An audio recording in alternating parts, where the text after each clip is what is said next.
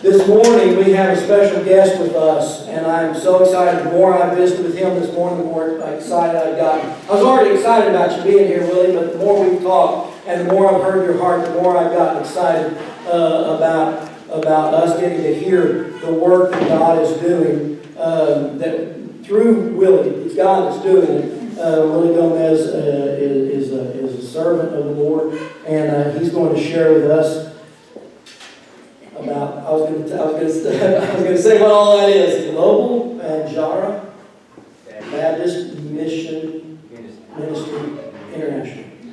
He'll say it all better. But I hope you've gotten the emails. If you've not gotten the emails that we've been sending out, you might let us know, hey, I'm not getting those emails. Give us that, use that brown piece of paper over there and let me know what your email is. Maybe we got it typed in wrong, or we don't have your email so that you can get that information. But we let you know that Willie's going to be here. That's been on our website and our Facebook page. Willie's going to share with us the work that God is doing and how we can be a part of the work that God is doing. So, Willie, I'm just going to ask you to come and share this morning. And as you come, I'm going to ask if I can pray over you as we get started this morning. That's already falling apart here. That seems to be part of the course this morning. It's all right. All right, let's pray together. Father, I thank you this morning for the opportunity to be here together, to worship you together. Father, I thank you for even those that are not able to be here this morning, that are joining us on Facebook, Lord, or others that are paying attention to what's going on. Lord, I pray this morning that your truth will be heard. Father, I thank you for this servant of yours who is here today to share with us not only a need, but an opportunity. And so, Father, I pray that you will speak truth through him. Give us ears to hear and hearts to receive. Father, let us see how we can be a part of the greater work that you are doing throughout our world. We pray in Jesus' name. Amen. Share with me. Well, that's a little loud. You know, it's always an honor to be able to come and speak. As you guys, I know y'all are probably just as surprised to see me as I was to see you. Because I have some young people here that I've done pictures for in county shows. And I think a lot of people sometimes think that's who Willie Gomez is a photographer. Well, that's one stage of it. I have a very dear friend here with me, Penny Sherry. And if you've ever been at a stock show and you've got your animals weighed, and this is the man that does it. This is the guy that provides all the scales for the county shows throughout the state of Texas. But we're more than just a photographer and more than just a guy that owns scales and runs a business. What we are, and what I want you to try to understand a little bit about me, is I just heard Paul go and all the kids left. Well, I grew up out in West Texas, and my parents were Catholic.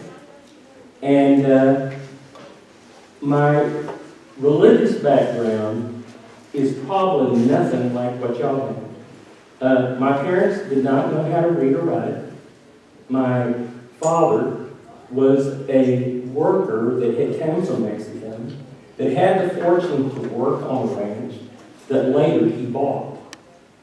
And God blessed him and blessed us all. And praise, it's just humility. I'm not saying humiliating, but I mean, what is it? What's the word I'm trying to use? Humbling.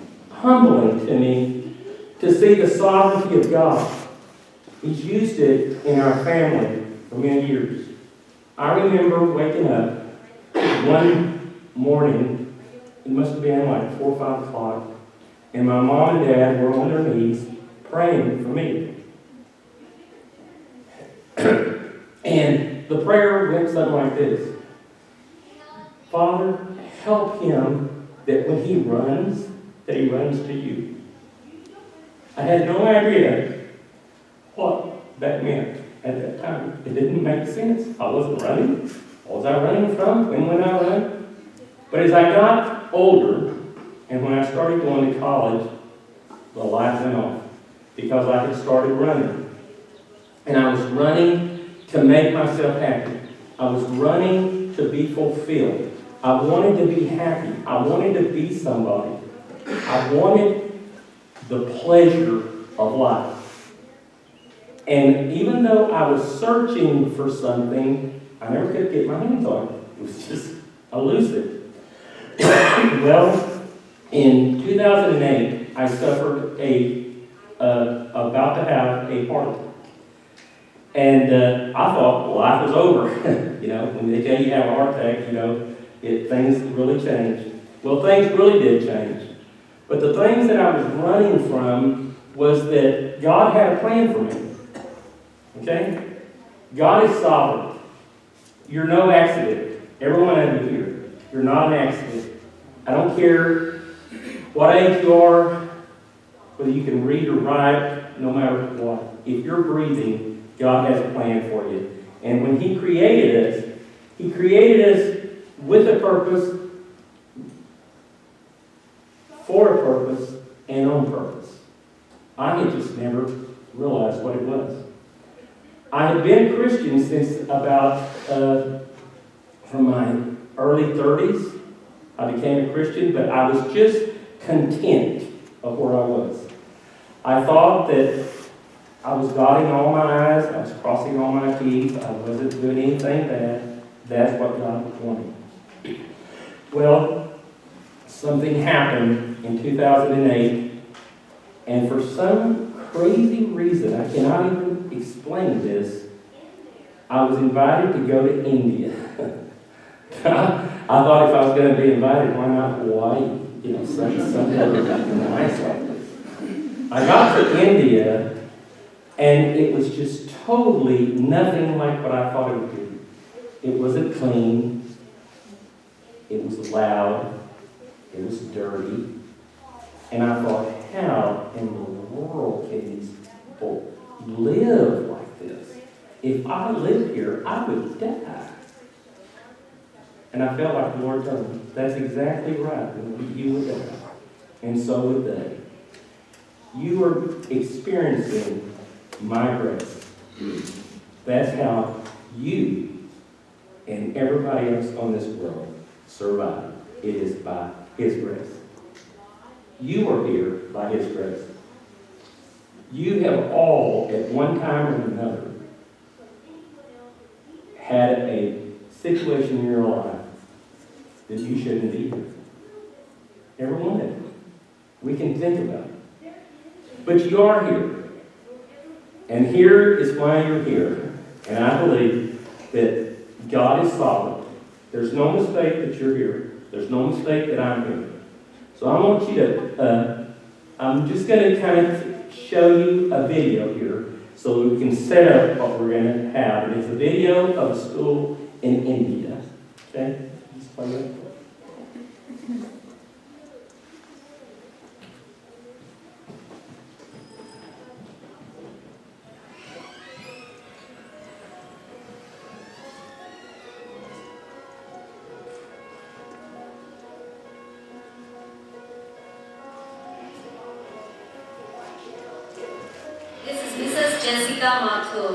I'm working as vice principal here. I also teach English and social studies for 10th grade students here.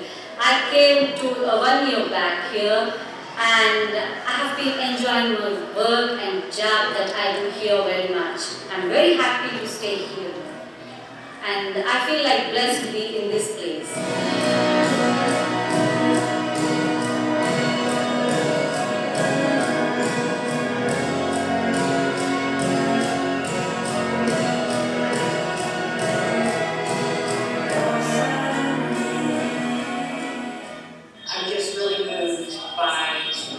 School and the way that these teachers are with the kids, and the way that these kids have a desire to learn. I having a wonderful time. This is a wonderful opportunity for me.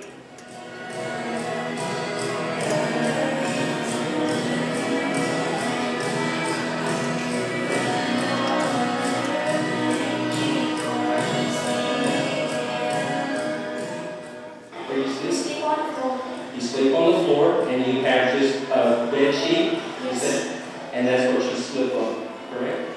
Okay, is it comfortable? Yes. Okay, is it much better than if you didn't be here at the school? Would this be better or home be better? Oh, this is much better, huh? Yes, okay.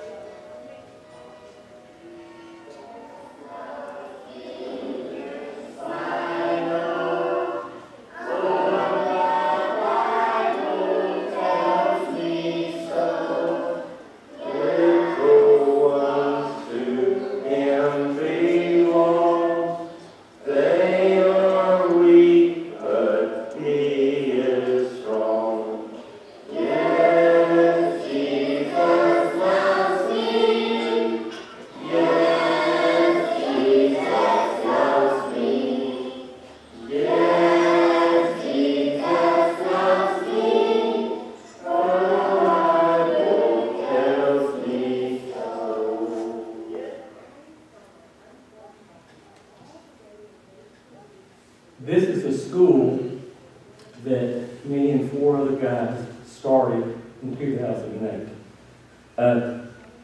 I'm sitting here in front of you. I'm just an ordinary person. I'm no different than any of y'all. But sometimes God calls us to do things, and I am the most unqualified person I think there is. But that's not the point. We have a God that is more awesome than us all. And He has a purpose in your life. We're talking about this school, but what I want to talk to you is all of you have a purpose in life. The way we fund this school is with watermelons. What we do is we come to churches, we bring a load of watermelons, and you give us whatever you want. We don't even have a price on it. If you can't buy a watermelon, we're going to give you a watermelon because you're going to be who we're going to bless that day. Not a very good marketing plan, is it, guys? I don't think you would do very good in economics if you went to your economic teacher and said, hey, we're going to have watermelons. You give us whatever you want, and that's how you're going to make it. It's amazing.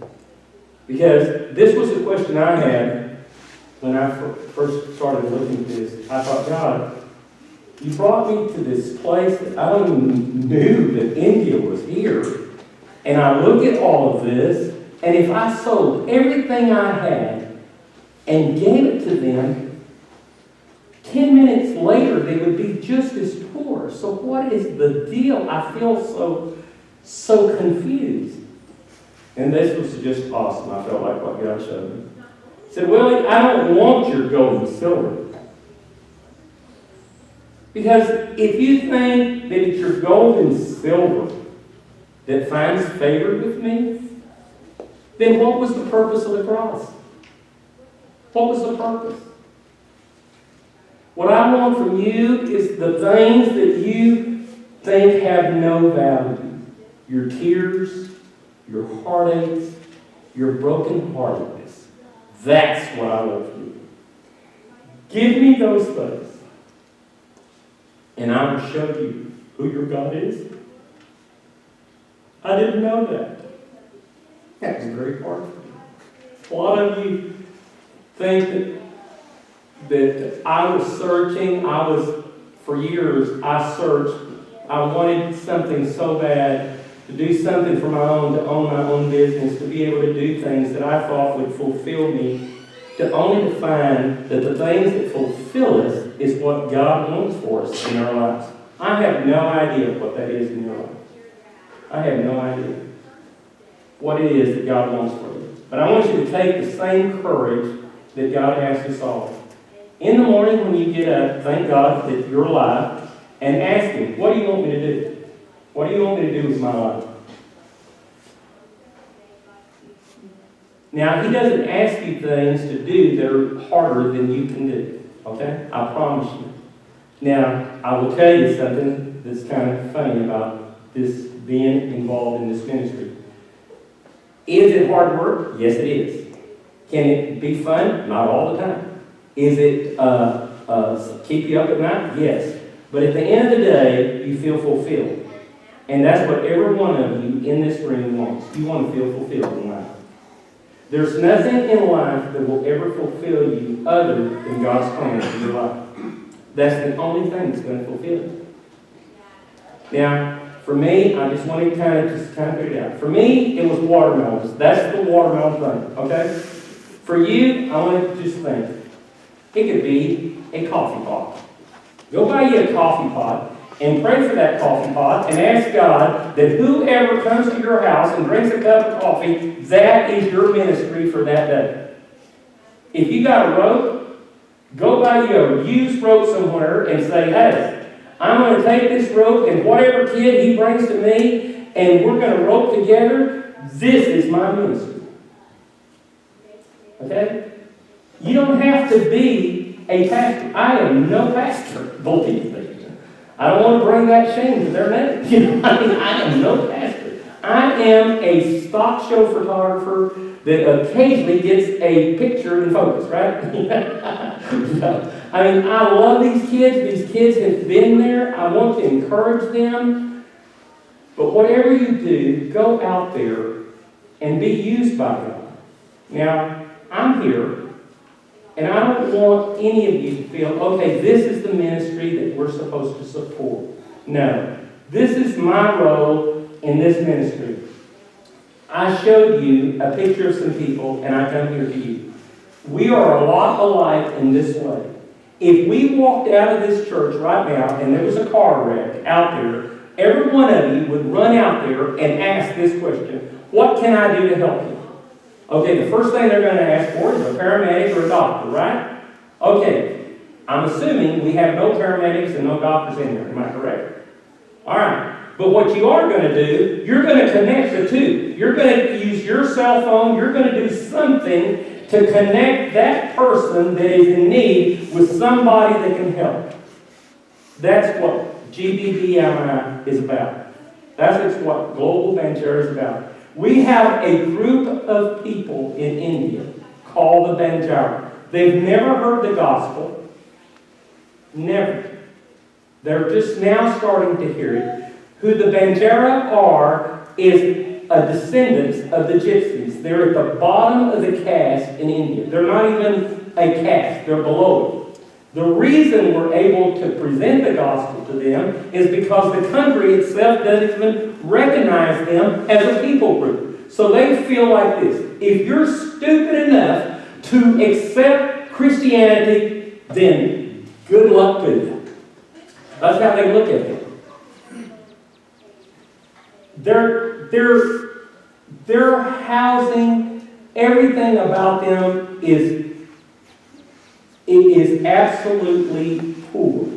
What you saw here is these clothes that these kids have are uniforms that we provide for them. And this is amazing, guys. For $30 a month, we're able to educate, pay for the school, pay for all the expenses for one child for 1 month. That's $1 a day. So that's where the watermelons came in. So the watermelons, for whatever dollar you give, you're feeding a child for 1 day. Now, all of you know there's 7 days in a week, right? All right, here's the challenge I put everybody with. There's 7 days. If you give me $3 for that watermelon, then I'll take the $3 and you pray for the child 4 days. If you give me $5, then I'll take the $5, you pray for the child 2 days. Well, someone asked me one day, he said, well, what if I just give you $7? What do I do? I said, and you don't pray? He said, yeah. And I said, well, then I'm going to be praying for you. All right? So this is a ministry that we want it to be so simple for you to understand how God works. God uses simplicity to show us who He is. The simple things of life. The very simple things of life. And I just want to encourage you. I am so excited of what God is doing with y'all here. Just for you to invite me to come here and to speak and share this ministry to y'all is just, it's like a blessing to me, because I never dreamed that this ministry would grow like it's done. I mean, think about it. Support your college with watermelons? I mean, it's pretty crazy. But God is doing it. God is doing it. And this is why Benny and I have come today, is to show you what God has put on our heart and how possibly, if it's something that you want to be a part of, that you can help us with. I'm not trying to I don't want any guilt. I don't want you to feel guilty. I don't want you to give out of any way other than if God says, hey, I want you to do this. And you've got the biggest thing that I love that I want people to do. If you can't do it, tell somebody else who Watermelon Willie is. Okay? Just tell somebody else. Tell somebody how they can get a watermelon. Here's the statistic that I have. In McLennan County, I'm from McLennan County, if I could sell a watermelon for $5 a piece every 3 years to every 5 households in McLennan County, we could sponsor 1,000 kids. Now that's how crazy it is. Okay? I just want you to think about how you also can be active here in College Station. Yes, we're a ministry in India, but I want y'all all to just, for a moment, just say, okay, I'm no accident. I was created for God's purpose. How can I do it? Look around your house. What do you have? You have a chair? Hey, pray for that chair. Say, whoever sits in that, that's my ministry today. And you will be surprised how much fun you're going to have. Because you won't believe who comes in. You won't believe who you're roping with. You won't believe who you're having a cup of coffee with. And when you see God doing that in your life, you're going to see how big God is and what He can do with us. Look, if you've been saved, you are one of His children. And we as His children were created to glorify Him. If you're not one, I'm just saying to you, God has so much more to give you than what you think you already have. That was me at one time. I thought I had everything. I didn't think I needed it anymore. I was content, but I was also deceived. And I want you to know what deception is. It's not when you know what it is. Deception is when you think it is and it's not. Deception is best done when you think you know what deception is. Okay? I give this example and I look at it this way. How many of you been in bed, get up, and you gotta go to the bathroom, and you don't turn on the lights because you've lived there all your life, and you know where everything is. You're a smart person. You go in there, you come out, and bam, you hit your toe. The first thing you do is you turn on the light. Wow, I forgot that was there. Okay, that's how God is. When you turn on the light, you can see everything. But when you're walking in darkness, hey, get ready to get your toes done. It's going to happen. You've been deceived. Now, I'm just asking y'all, for all you guys that haven't made that decision, I want to pray for you. But most of all, don't deceive yourself. That's the biggest thing. It's all right if someone tries to deceive you. You can read through that. You can see when people are trying to deceive you. You can figure that one out. But when you try to think that you haven't deceived yourself, now you're in trouble. So, I didn't mean to preach, I didn't preach. But I just want to encourage all of you to be used by God. Hey, if He can use me, He can use anybody.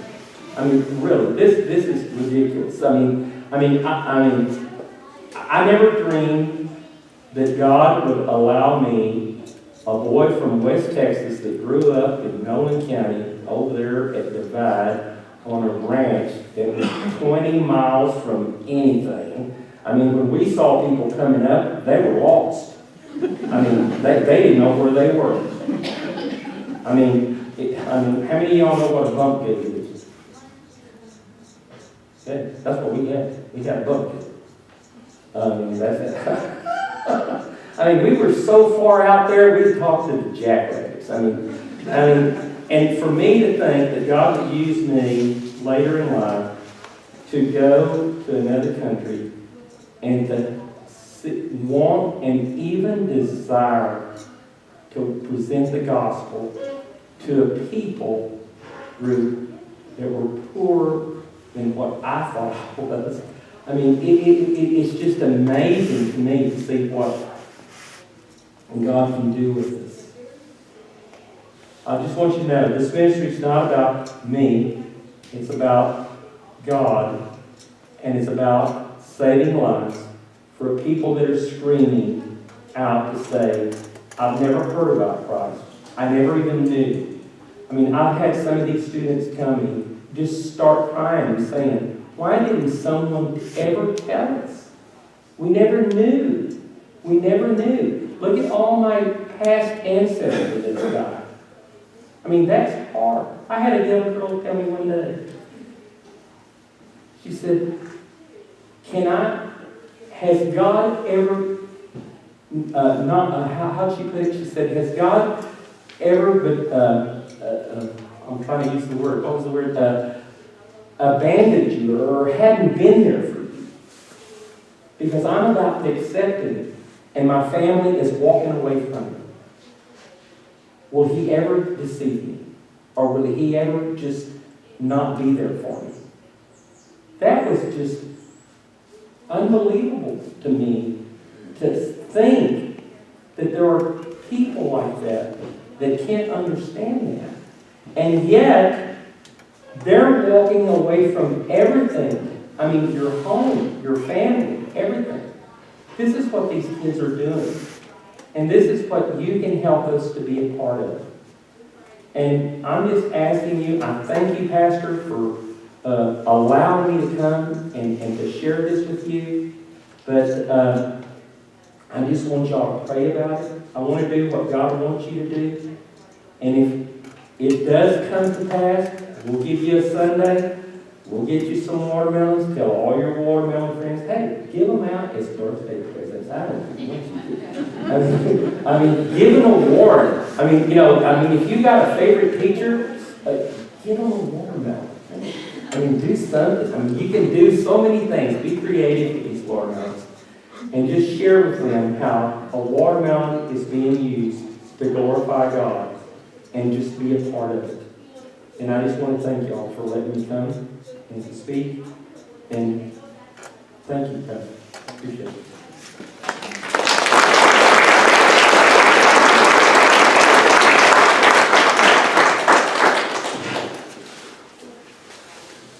Willie, thank you for sharing with us. Thank you for coming and giving us a little bit of an overview of what you do and how God is working there.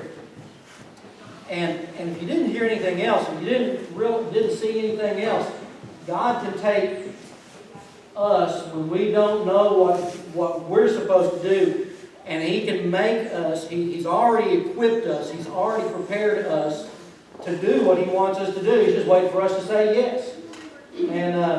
And so Cowboy Fellowship is going to say yes. We invited Willie to come and share with us what God is doing, how this affects the lives of people. What a great thing. You were talking, I was thinking about the people that Jesus went to. He didn't go to the rich people. He didn't go to the learned people. He didn't go to the synagogue and speak to the priests. He went to fishermen who were considered one of the lowest jobs in that time. And that's where His followers came from.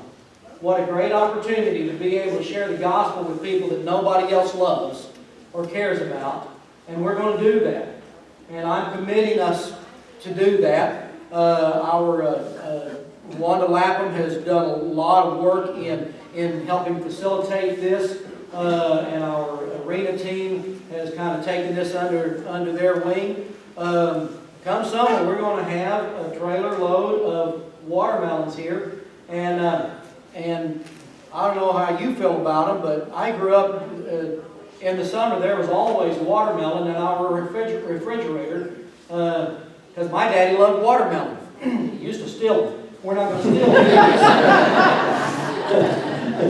We're not going to steal these. We're going to do the right thing.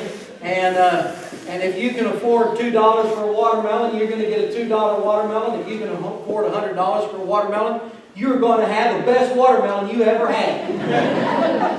Because no matter what it tastes like, you know what that money is going to do. Now, you might think, well, it's quite a ways between now and the summer. We're going to be ready for it.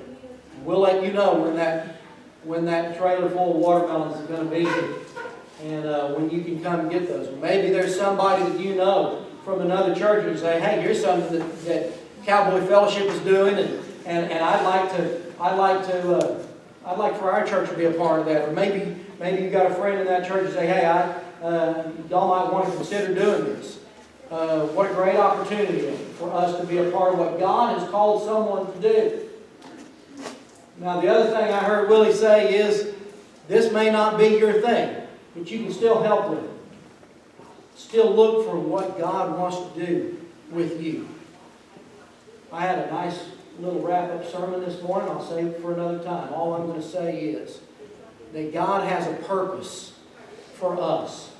And within the purpose that God has for us, He allows us from time to time to be a part of another purpose that He has called someone to. And this is one of those times. And so, get ready.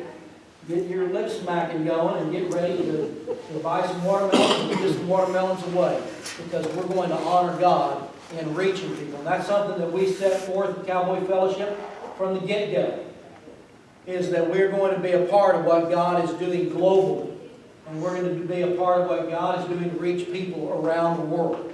And this is one of those things that we have the opportunity to do that. Willie, thank you for coming. Betty, thank you for coming.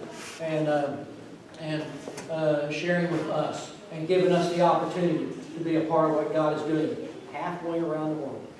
Praise the Lord. All right. Hey, I want to say thank you for being here this morning. Thank you for coming and worshiping with us. As I said, if you're a visitor here this morning, please let us know about who you are and have a record of your visit. But I would be remiss if I did not take the opportunity to follow up with what Willie said and give you the opportunity to respond to what God may have said to you this morning. Maybe you don't know what that purpose is. Maybe you came into this place this morning wondering, do I have a purpose? You do. My daddy used to say, God don't make junk. You are precious, you are loved, you are unique because the Creator of the universe made you. He crafted you perfectly for the purpose that He has for you. And if you're here this morning, you're wondering if you've got a purpose, you do. John 3:16, Jesus' words are, for God so loved the world, and you can replace the world with your name. For God so loved time, that He gave His only begotten Son, that whoever believes in Him will not perish, but have everlasting life. God sent His Son, Jesus Christ, to die for you, to pay the penalty for your sin, so that you wouldn't have to, but so that you might be able to have a relationship with the living God. That's what He wants with you. So maybe this morning you need to respond to that. I'm going to ask you to bow your head and close your eyes right where you are this morning. And maybe you walked into this room this morning wondering, what's my purpose? Do I have a purpose in life?